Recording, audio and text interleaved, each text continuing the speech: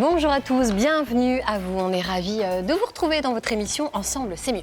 On va commencer pour le sommaire par celle qui est à l'honneur aujourd'hui, puisque, petite cachotière, elle nous avait caché quelque chose, c'est son anniversaire. Bonjour Aurélie, ça va bien? Bonjour. Vous attendiez pas, hein? Ah ouais. On va parler de quoi? À part de votre anniversaire, je veux dire. Sinon.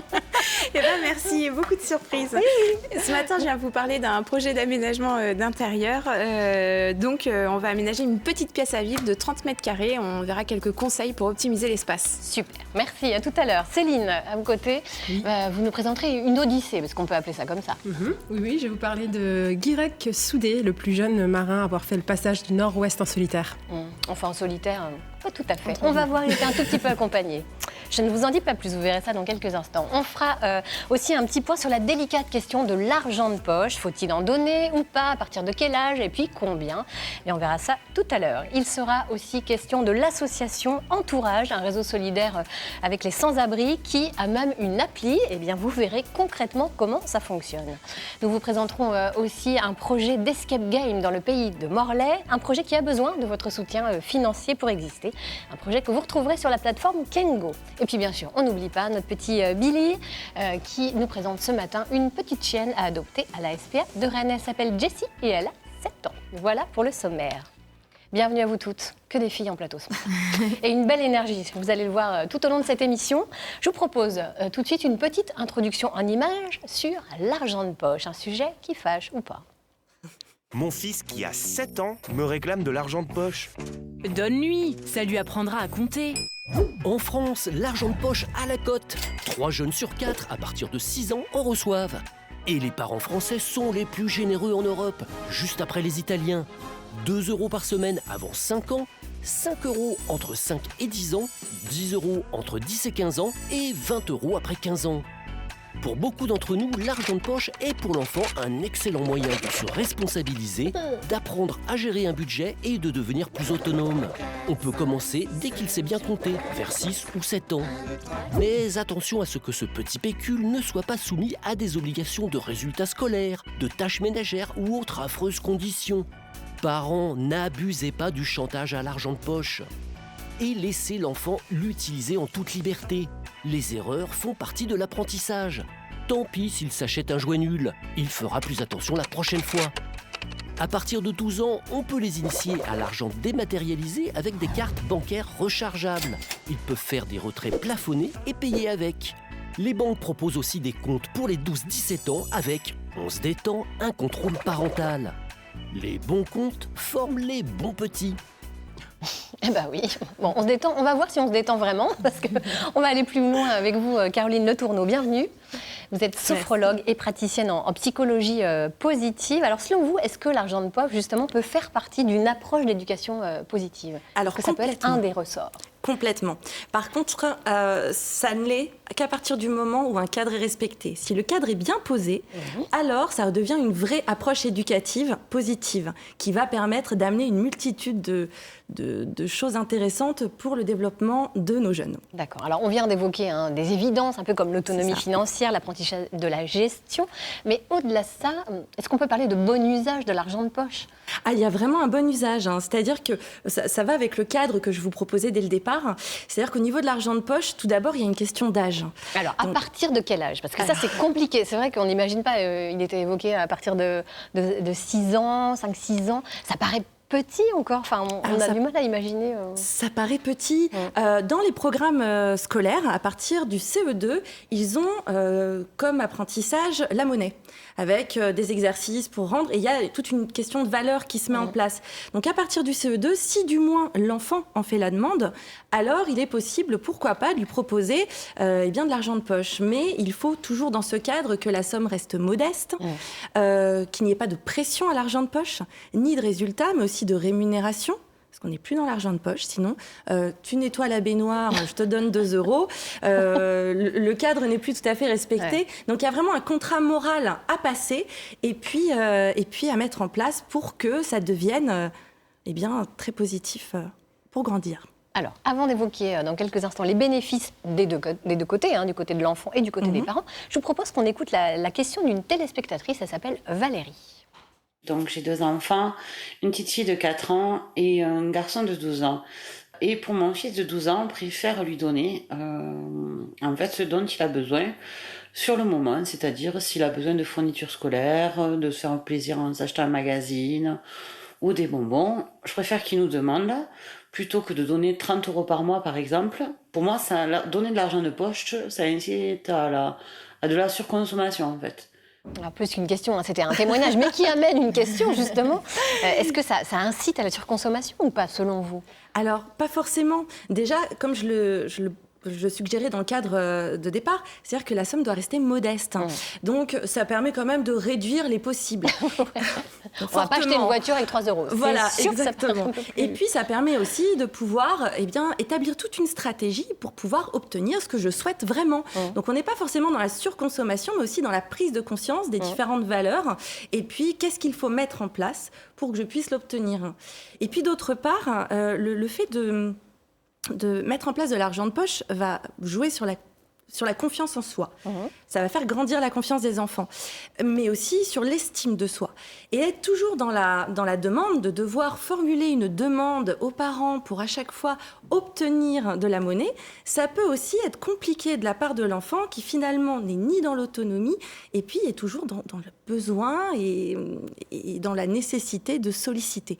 Donc ça aide l'enfant à se construire, à mettre en place une construction de lui-même en fait.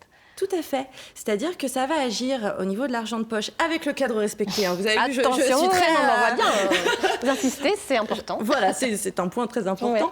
Ouais. Ça va jouer sur donc faire grandir la confiance en soi. D'une part, parce que ça va passer un message positif de la part des parents. Je te fais confiance, je te fournis ce petit pécule et je sais que tu peux le gérer. Ça va agir aussi sur son pouvoir de décision. Il est libre, il peut choisir et c'est quand même assez important. Et puis cette liberté va donc fortement l'aider. D'autre part, ça va jouer aussi sur la construction de soi.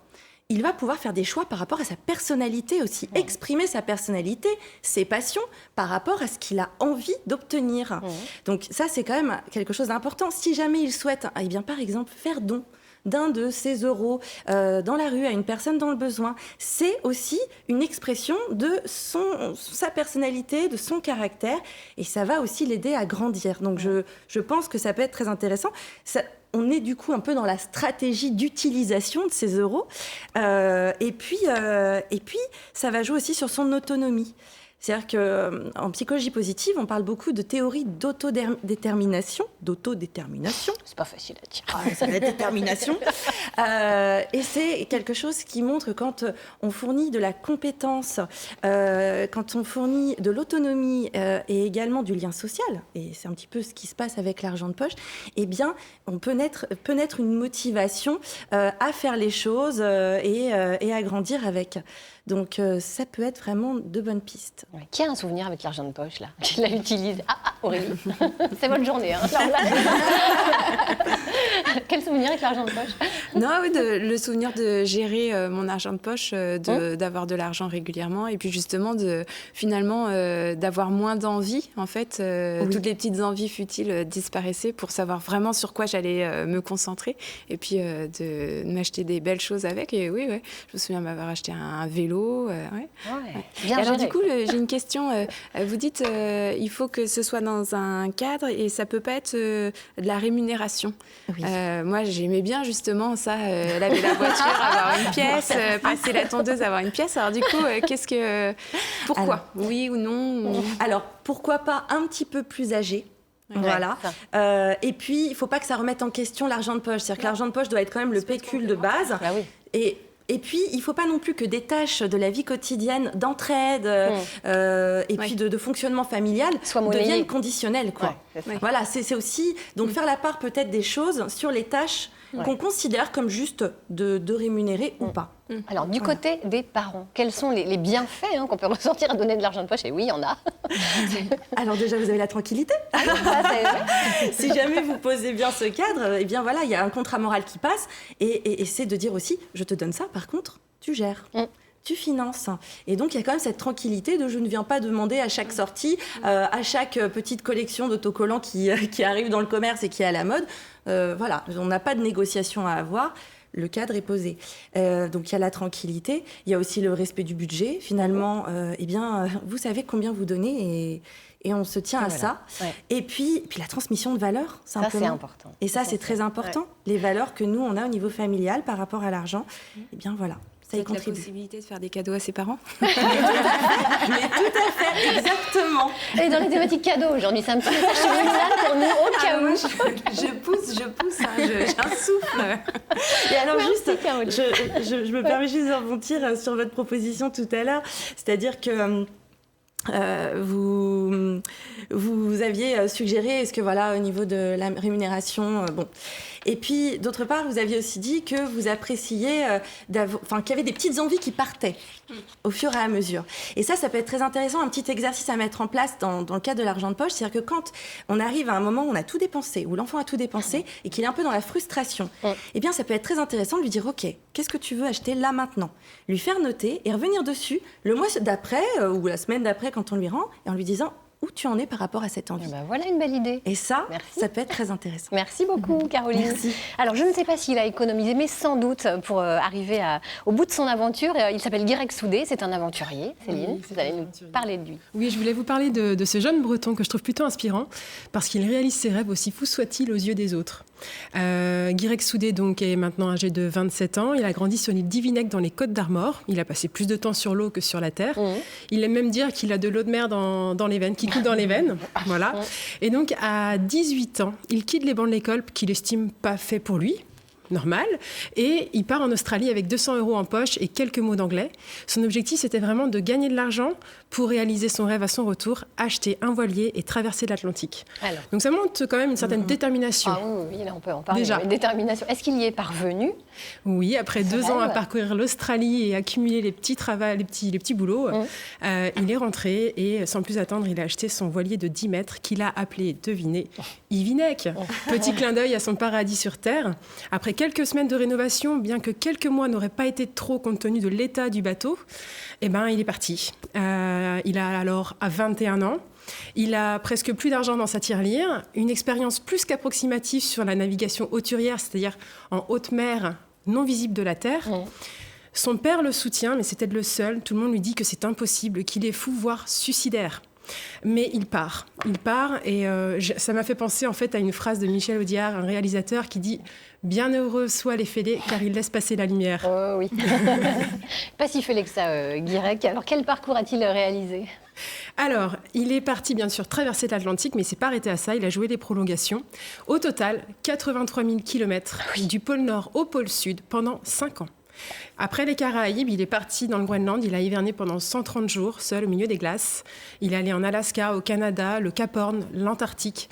Voilà, donc ça a été une très belle traversée. Il a bien sûr connu des déboires avec des tempêtes, des températures à moins 60 degrés. Il a malheureusement appris le décès de son père le premier jour de son hivernage, donc il ne pouvait rien faire, il était seul à vivre son deuil au milieu des glaces, encore une fois.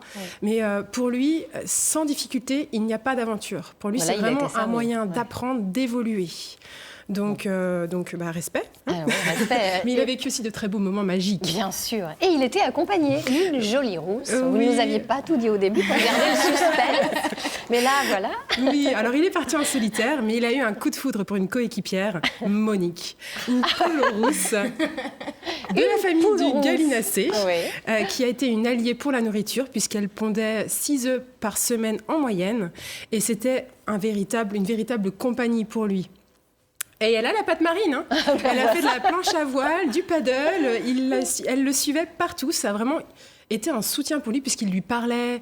Ils ont tout fait ensemble. Une vraie complicité. C'est beau à voir même. Un vrai soutien. Ouais, tout à fait. Alors comment a-t-il financé tout ça ? Alors déjà, pendant certaines escales, il a fait des arrêts pour travailler parce qu'il avait effectivement besoin d'argent pour entretenir son bateau, s'équiper un peu mieux avec éoliennes, panneaux solaires, GPS et puis caméra, drone parce qu'il a filmé toute son aventure. Et puis aussi au fur et à mesure, c'est magnifique. C'est assez magnifique, franchement. Et au fur et à mesure, en fait, les médias ont commencé à s'intéresser à cette aventure de Guirec et Monique qui partent vivre l'aventure. C'est extraordinaire. C'est extraordinaire et ça a permis de créer des partenariats. Et il a aussi lancé une campagne de financement participatif. D'ailleurs, on peut toujours contribuer à ces projets. D'accord. Alors, au travers de son voyage, en fait, est-ce qu'il avait un message à délivrer au-delà, une action à valoriser, quelque chose ? Bien qu'au départ, c'était une aventure un peu solitaire, individuelle et personnelle, c'est vite devenu quelque chose il s'est engagé dans des actions. Lui, son message, vraiment, c'est oser. Oser ses rêves. Oser sortir de sa zone de confort. Pour lui, pour mener à bien nos projets, comme il dit, nos seules barrières sont celles que l'on s'impose. Ouais. En gros, il y a une phrase qui est connue, « Ne rêvez pas votre vie, vivez vos rêves ». Ouais. Et l'autre aspect sur lequel il s'engage, c'est l'environnement, bien sûr, parce que Monique et Guirec ont été témoins du réchauffement climatique. Ils ont vu des ours polaires nager épuisés à la recherche d'un glacier, des glaciers qui étaient visibles sur la cartographie, mais non visibles parce qu'ils avaient disparu. Et puis, le plastique, beaucoup de plastique. Et donc ça, il sensibilise dans différents formats. Il y a un film qui est sorti, qui commence à faire parler de lui, du pôle Nord au pôle Sud. Petit jeu de mots très sympathique. Fallait y penser. Voilà, très, très, très sympa, que je conseille bien évidemment. Il y a des avant-premières qui se déroulent en ce moment. Toutes les dates sont sur le site guirecsoudé.com. Ouais. Donc, n'hésitez pas à vous renseigner. Et puis, c'est pas tout. C'est pas tout. Il y a des livres. Il y a 3 livres. Un livre un peu romancé, un récit. Sinon, il y a le carnet de bord que j'ai avec moi. Ah, génial. Voilà, la fabuleuse histoire de Guirec et Monique. Donc, il explique tout ce qu'il a vécu. Et puis, un livre pour enfants. Des interventions aussi dans des écoles, des entreprises.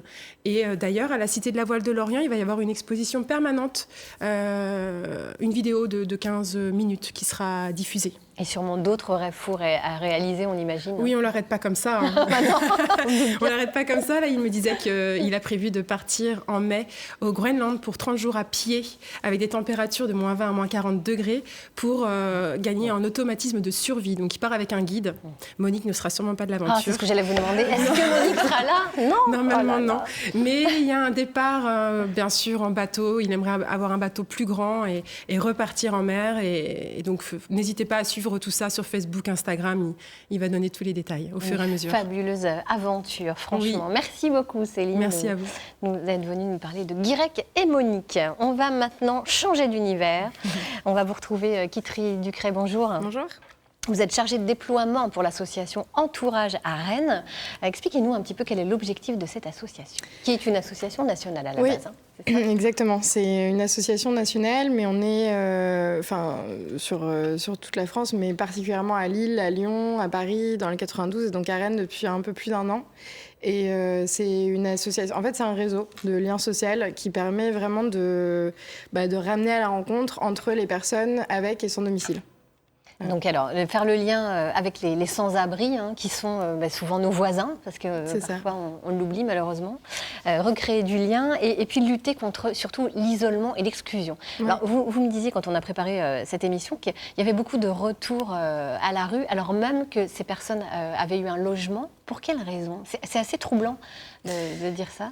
Et c'est une réalité. D'abord, je pense que c'est quelque chose, on se dit toujours que les personnes qui sont en situation de précarité, qui sont en situation de rue, c'est des personnes qui souffrent effectivement du froid, de ne pas avoir un toit, de ne pas avoir de la nourriture, et c'est le cas. Mais c'est aussi des personnes qui souffrent de l'isolement, du fait de se sentir invisibles et un peu...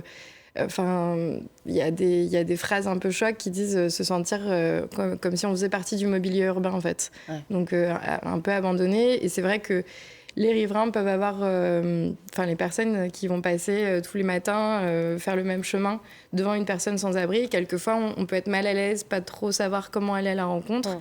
Et en fait, on ne se rend pas compte que ce mal-être va vraiment impacter les personnes qui se sentent invisibles. Ouais. Et donc, ça peut toucher même les personnes qui reviennent dans un domicile, de ne pas avoir ce réseau, justement, de ne pas avoir quelqu'un avec qui pouvoir discuter. Et on n'a plus les mêmes relations avec les personnes qui sont encore dans la rue et on n'a pas un réseau avec lequel parler une fois qu'on a retrouvé un logement. On n'a pas sa place du coup. Et c'est pour ça que vous souhaitez sensibiliser le grand public justement pour qu'on puisse aller plus facilement à la rencontre des personnes qui sont juste en bas de chez nous et tout proches finalement. Oui. Vous avez mis en place des comités de la rue. Alors expliquez-nous ce que c'est précisément, comment ça fonctionne. Alors, Entourage, c'est une aventure qui a commencé en fin 2016 et avec un comité de la rue qui est donc formé de personnes qui ont été ou qui sont encore en situation de rue et qui ont vraiment co-construit le projet, parce que le but c'est pas de parler à leur place, mais c'est de construire un projet pour et avec des personnes sans domicile, et donc qui nous aide à avoir les meilleurs moyens en fait de vraiment créer ce projet-là. Et il y a des comités de la rue donc à Paris, à Lille, à Lyon, et c'est en construction à Rennes, parce que c'est des liens forts qui se créent avec des personnes qui vraiment s'investissent dans le projet. Et leur but, c'est d'aider au mieux les personnes, les voisins qui sont encore sans abri. Alors, vous avez même créé une appli qui réunit 90 000 personnes sur toute la France, ce qui est énorme. 1300 à Rennes, c'est ça 1300 personnes qui sont en lien. 1300 maintenant. Ouais, un peu plus de 1300, ça va vite. De jour en jour, ça augmente. C'est pour passer à l'action, pour que ce soit concret, pour que ça aille vite. Exactement. Je pense que le fait d'avoir une application en fait, qui vise à recréer des rencontres, en fait, vraiment de ramener le lien social, d'utiliser la technologie pour ça, pour pouvoir se rencontrer, c'est important parce qu'on n'a pas tous le temps de s'investir en tant que bénévole plusieurs heures par semaine dans une association. En revanche, on est beaucoup en fait à vouloir s'investir en général en tant que citoyen.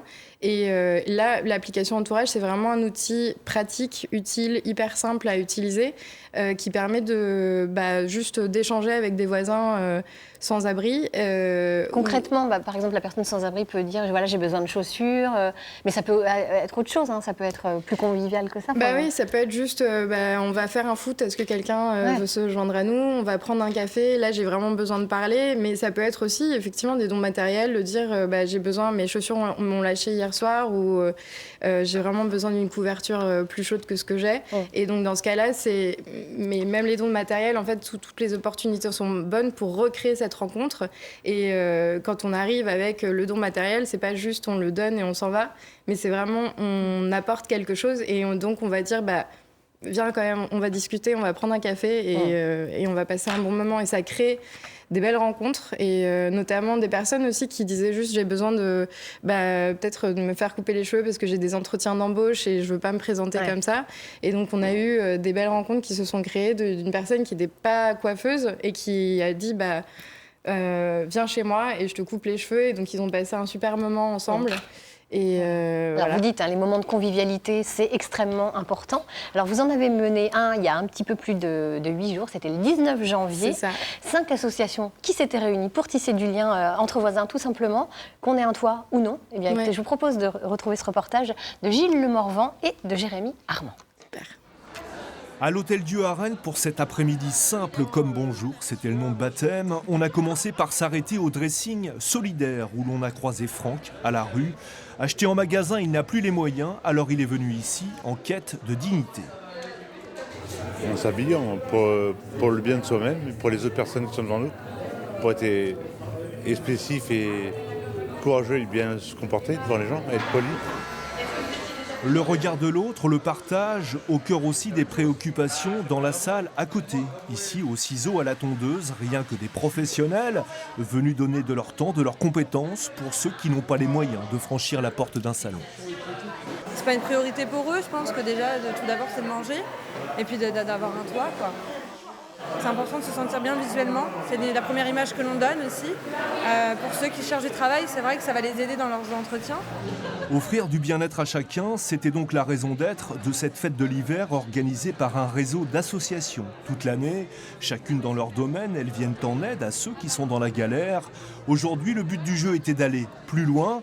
Toute la population était invitée pour susciter des rencontres avec ces précaires qu'on ne prend parfois même plus la peine de regarder dans la rue.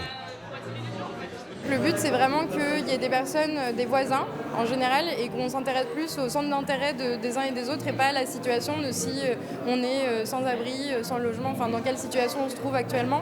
Et ça permet à tout le monde de se retrouver. Et quoi de mieux évidemment qu'un cours de danse pour se retrouver, échanger. C'était l'un des ateliers proposés ce dimanche. La compagnie de quelqu'un, en fait, c'est déjà un abri. Là, ce qui est bien, c'est qu'on danse les uns avec les autres, main dans la main. Et c'est une activité profondément humaine. Et c'est ça qui manque. Pourquoi on ne danse plus? En fait, on ne danse plus les uns avec les autres. On danse les uns à côté des autres.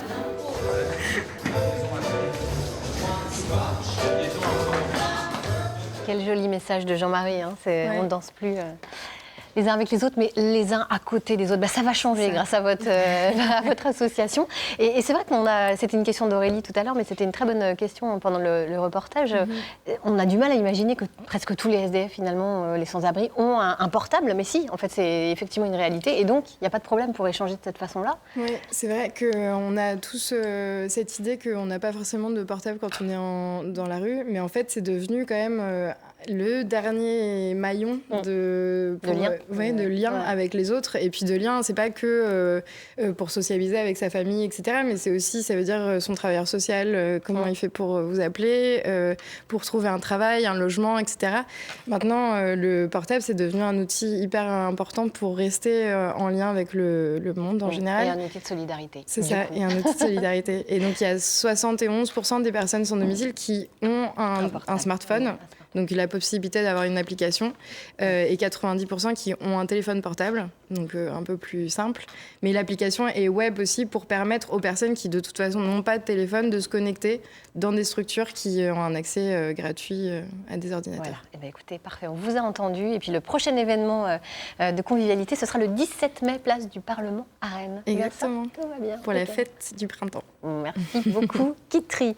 On va maintenant retrouver l'amie des enfants. Vous la connaissez maintenant. Elle s'appelle Lélia Nevers. Elle a toujours de chouettes idées. Ce matin, elle nous invite à tester un pliage original. Regardez. Bonjour, je m'appelle Charlotte. Bonjour, je m'appelle Lucas. Bonjour, je m'appelle Pascal. On a un rendez-vous avec Lélia à la Maison des Experts pour fabriquer des couronnes en origami. Bonjour Pascal, bonjour Lucas, bonjour Charlotte. Bonjour Lélia. Aujourd'hui, je vous propose de fabriquer une somptueuse couronne en origami. Chouette. On y va ?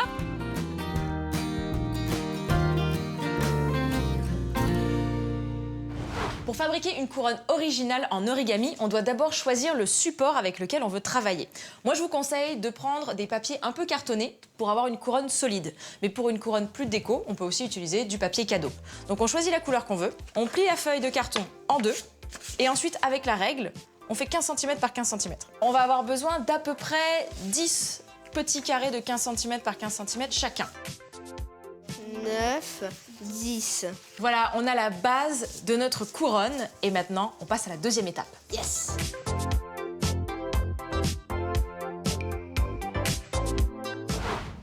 L'origami, c'est l'art du pliage du papier et c'est notre seconde étape. On va commencer par plier la feuille en deux sur la diagonale.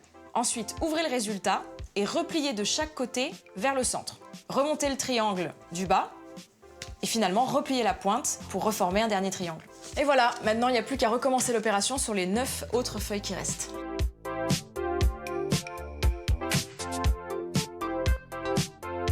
À la maison, si vous voulez, vous pouvez évidemment utiliser des crayons de couleur, des feutres, tout ce que vous avez pour vous amuser à décorer et à dessiner.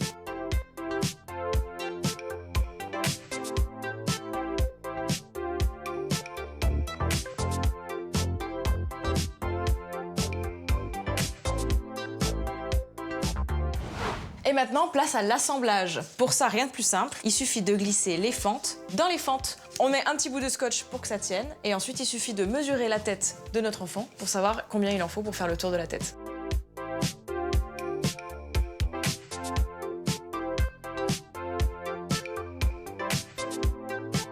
Et bien maintenant, il n'y a plus qu'à refermer vos couronnes. La fente dans la fente, même principe.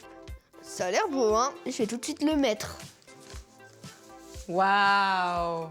Et ben voilà, des couronnes originales, faciles à réaliser et en plus elles sont modulables. Magnifique. Merci Lélia.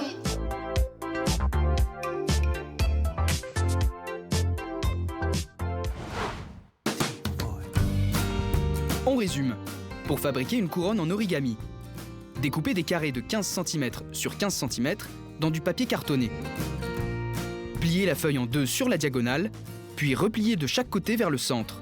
Remontez le triangle du bas et repliez la pointe, puis décorez l'ensemble. Assemblez les triangles en fonction de la largeur de tête de votre enfant et scotchez-les. Et voilà, une activité simple et amusante à réaliser avec vos enfants. Et bien voilà, à tester au plus vite. Il y en a une autre qui a toujours de bonnes idées en matière de décoration, c'est Aurélie. Bah oui, c'est vrai. Et aujourd'hui, vous nous proposez quoi exactement, Aurélie ? Eh bien, je vous emmène visiter un appartement. En fait, on va aménager la pièce de vie, salon, séjour, cuisine. Mais c'est une petite pièce de vie de 30 mètres carrés. Donc, il faut trouver quelques astuces pour optimiser l'espace, pour se sentir bien chez soi. Alors, voyons d'abord le contexte de cette pièce et de cet aménagement, dites-nous. Alors, on va voir quelques photos du coup de l'appartement. C'est une femme qui emménage avec ses 2 enfants dans un appartement assez récent. Ils sont 3. Et puis, je vous dis, voilà, la petite pièce, la pièce de vie fait 30 mètres carrés dans l'ensemble. Et la cliente souhaite avoir quelque chose dans un esprit style scandinave, chaleureux, convivial, en optimisant le budget. Elle nous envoie ses photos d'inspiration qu'elle a regardées, elle a dénichées sur le web pour nous montrer un petit peu les lignes dans lesquelles elle voudrait aller. Okay. Et alors, avec tout ça, vous faites des miracles. On va optimiser l'espace finalement dans un petit salon. Voilà, c'est ça. Donc, on va voir le plan du coup de la pièce. Sur la droite, on a la cuisine. Donc là, la cuisine, elle a été aménagée dans le prolongement des murs et on va essayer d'optimiser chaque recoin. On a le salon. Donc, on a quand même une belle pièce où on peut mettre un canapé d'angle. Ça s'y prête. Et puis, c'est convivial, c'est cocooning. On est dans le style de ce qu'elle recherche.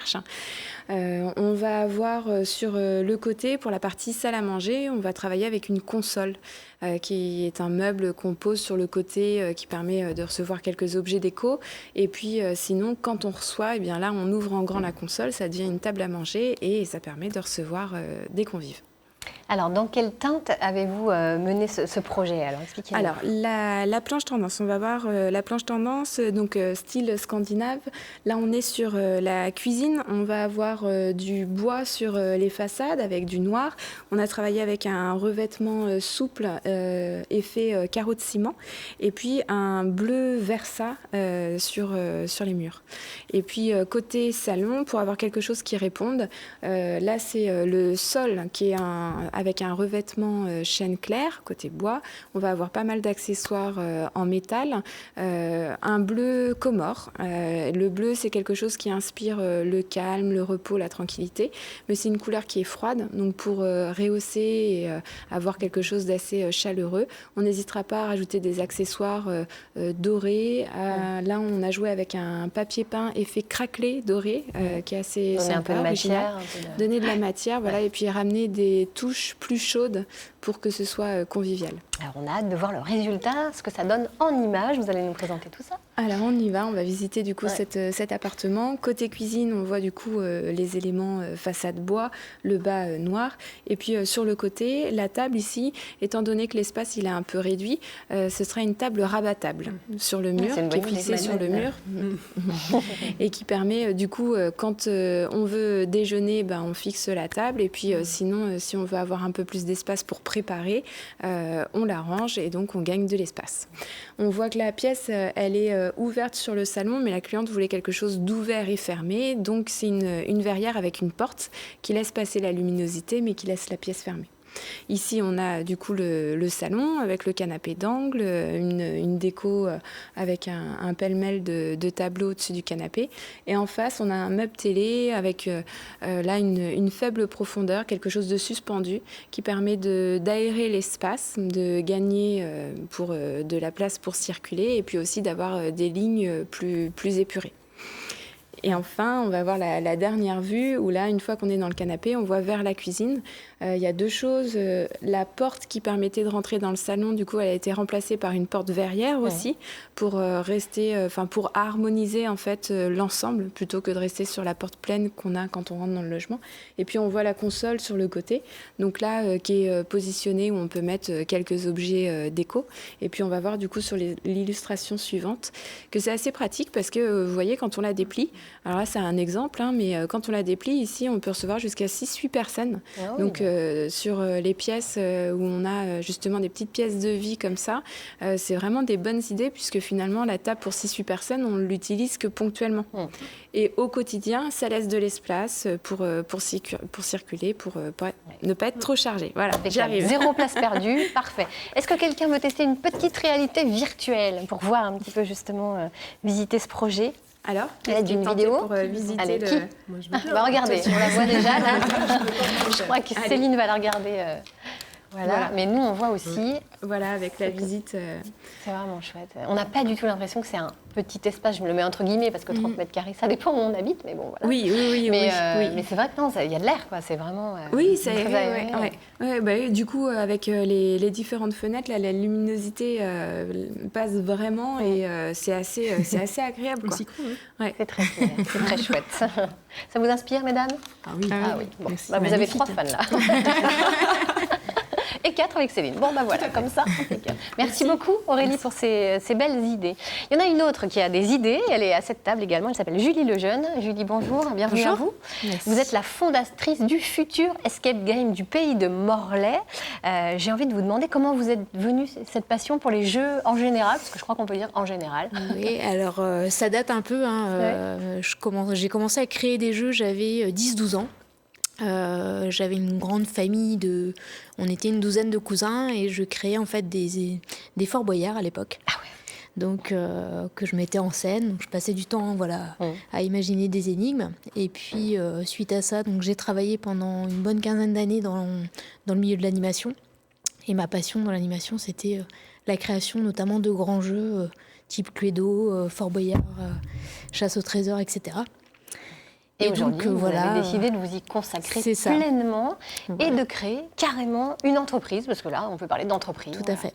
Ouais. Donc voilà, je suis en cours d'immatriculation de la société et j'envisage d'ouvrir un escape game sur Saint-Martin-des-Champs avant l'été 2020. D'accord, donc dans l'agglomération de Morlaix. Vous avez déjà trouvé un nom pour votre petit bébé? Les Mystères du Launay. Les Mystères du Launay. C'est la zone du Launay, en fait, à Saint-Martin-des-Champs. Ouais. Vous avez déjà créé une page Facebook. Enfin, bon, il y a déjà un sacré engouement dans le pays de Morlaix.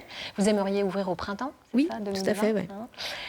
Donc, pour mener à bien ce projet, vous avez lancé un appel au financement participatif sur la plateforme Kengo. Vous demandez quelle somme et à quoi vont servir précisément les dons. Dites-nous. Alors, je demande la somme de 7 000 € et cette somme va me permettre notamment d'acheter du mobilier et du matériel pour aménager les 2 salles que j'envisage d'ouvrir dans un premier temps, sachant qu'il y aura aussi la possibilité d'ouvrir une 3e salle que j'envisage 10 mois après l'ouverture de l'enseigne. Alors, ces 3 salles, elles auront des thématiques précises, on imagine? Voilà, donc les 2 premiers scénarios tourneront, un autour du voyage dans le temps, et le deuxième, c'est autour d'une enquête policière. Voilà. Ouais. Et la 3e salle, elle, aura une thématique en lien avec l'histoire du pays de Morlaix. Donc il faut savoir que chacune des salles en fait, sera renouvelée une fois tous les 10 mois. Ah oui. Comme ça permettra retourner régulièrement. De tourner et puis d'en avoir toujours 2 ouvertes pendant la phase de travaux de la 3e. Alors, ce que je ne savais pas, c'est qu'il y a par exemple, on peut acheter des scénarios d'escape game. Voilà. Et je ne savais pas ça. C'est marrant. Si, vous allez acheter les 2 premiers scénarios? Voilà, je vais acheter les 2 premiers scénarios parce que là, je suis plus dans la phase administrative, on va dire. Et puis, voilà, avec dans l'idée de les écrire par la suite. On imagine qu'il y a mettre en place. Voilà. Vu votre profil, effectivement. Et ce sera accessible à partir de quel âge, dites-nous? Ça ne s'adresse pas aux tout petits? Non, alors ça s'adresse à partir de 12 ans, en fait. Il faut savoir que si les scénarios sont trop faciles, le public visé, c'est essentiellement les ados et les adultes. Donc si c'est accessible aux plus jeunes, en fait, les adultes vont très vite se lasser. C'est un loisir qui est vraiment dans l'optique d'accueillir des ados, des adultes, des groupes d'amis, de familles, etc. On sait où va passer l'argent de poche. Tout à fait. Là, on n'a plus de doute. Il nous reste combien de jours pour vous aider, dites-nous? Il reste une semaine. Une semaine pour vous aider. Ça va aller très vite. Ça va aller très vite, mais votre projet est un beau projet qui va en plus permettre d'embaucher. C'est ça. Quelqu'un, vous allez embaucher combien de personnes? Alors j'ai dans l'optique d'embaucher une personne la première année, donc sur un temps complet qui sera annualisé. Forcément, il y a des temps à forte... où il y aura beaucoup de public qui sera attendu, notamment les vacances et les week-ends et en soirée. Et la 2e année, avec l'ouverture de la 3e salle, une 2e personne. Bah écoutez, on vous souhaite bonne chance pour ce super projet. Merci qui a déjà fait un escape game parmi vous? Moi, j'en rêve. Moi, j'en ai fait un à Rennes, d'ailleurs. Vous en êtes bien sorti, Kitri? Ça va, oui, on est sorti à temps. Bon, c'est déjà bien. C'est pas forcément gagné. Bon, eh bien, en tout cas, on souhaite bonne chance à ce joli projet d'escape game dans le pays de Morlaix. Merci beaucoup. On va maintenant retrouver Billy à la SPA de Rennes avec ce matin une petite chienne à adopter. Bonjour. Bonjour à tous. Comment ça va ce matin? Eh ben ça va très bien, en cette compagnie de la beauté qu'on a avec nous. Alors là, on a trouvé Mercedes. Hein. Comment elle s'appelle cette petite? Elle s'appelle Jessie. Jessie, oh, elle est trop mignonne. Donc Jessie a décidé de se mettre de profil. Ce serait peut-être bien, ma Jess, que tu regardes devant. Alors, raconte-nous un petit peu son histoire à celle-ci. Alors, Jessie, elle a été abandonnée car son propriétaire s'est retrouvé hospitalisé. D'accord. Voilà, donc c'est une chienne qui a eu quand même une belle vie, qui a eu des bonnes bases d'éducation. Elle a 7 ans. Ah oui, 7 ans. C'est une chienne que je connais très bien parce que du coup, pour lui éviter d'être en box, je l'ai pris un petit peu en famille d'accueil à la maison, le temps de lui trouver quelqu'un. Ça, on peut faire ça. On peut être famille d'accueil, venir te voir. Voilà. C'est vrai qu'on le fait surtout surtout nous en tant que salariés parce que du coup, ça nous permet aussi de bien connaître nos chiens. Et là, en l'occurrence, voilà, moi, je découvre de plus en plus une super chienne. C'est une petite merveille. C'est une chienne qui peut vivre avec des chiens, des chats, des enfants. En maison comme en appartement. Alors, on va dire que son seul petit défaut à Jessie, ça va être une chienne qui fait de l'hyperattachement. C'est une chienne qui a vraiment besoin d'être souvent beaucoup avec son maître. Elle a vécu aussi comme ça auparavant. Et par contre, elle fera le bonheur d'une personne qui peut l'emmener partout. Alors, quand ça fait de l'hyperattachement, ça veut dire quoi? C'est-à-dire qu'il faut travailler différemment ou il n'y a pas de choses particulières? Alors, il y a des choses à travailler, notamment de détachement dans ces cas-là. C'est-à-dire pas hésiter à renvoyer la puce à sa place de temps en temps pour éviter qu'elle nous suive tout le temps partout. Parce que le moment où elle se retrouve toute seule, après, c'est un peu la panique. C'est ça. Donc, Jessie a tendance à faire des petites bêtises. Alors, beaucoup moins en tout cas avec mes autres chiens. C'est vrai que ça se passe très bien. Je peux la laisser quelques heures toute seule sans souci. Elle s'ennuie pas. Mais voilà, c'est vrai que ce serait vraiment dommage que c'est une chienne qui aime ça. Enfin, elle est hyper discrète et en même temps, elle est hyper obéissante. C'est une chienne qui n'a pas besoin de laisse pour nous suivre partout. Ah oui, tout à l'heure, elle se baladait avant de tourner. Une chienne idéale, même dans une ferme, un centre équestre, quelqu'un qui peut l'emmener en tout cas régulièrement. Un centre équestre, elle serait bien là. Vraiment une bonne famille. Elle mangerait les petits crottins là, ça leur fait du bien. Elle est sportive aussi. Je fais du canicross avec elle. Enfin voilà, c'est une petite merveille à découvrir. T'as dit un tout petit défaut quoi. Ouais, il n'y en a pas beaucoup. Jessie. Bon, Jessie, elle est là, ici, au refuge de la SPA à Rennes. Et puis, du coup, vu le temps qu'il fait dehors, nous, on était à l'intérieur. Mais toi, tu vas aller courir avec elle? Allez, oui, c'est parti, on y va. Allez, bonne course. Salut tout le monde. Jessie, elle est vraiment à craquer, hein. Franchement, à croquer aussi, mais à craquer. Bon, les amis, c'est fini pour aujourd'hui. On se retrouve demain à 10h45 autour d'une épineuse question. Après l'argent de poche, faut-il punir les enfants? Eh ben oui, c'est pas fait. Ne rigolez pas, Caroline, ne rigolez pas. On évoquera les difficultés de l'éducation et les solutions propres à chaque famille. Et c'est pas si simple. Voilà, excellente journée sur France 3 Bretagne. On vous dit à demain, Kenavo.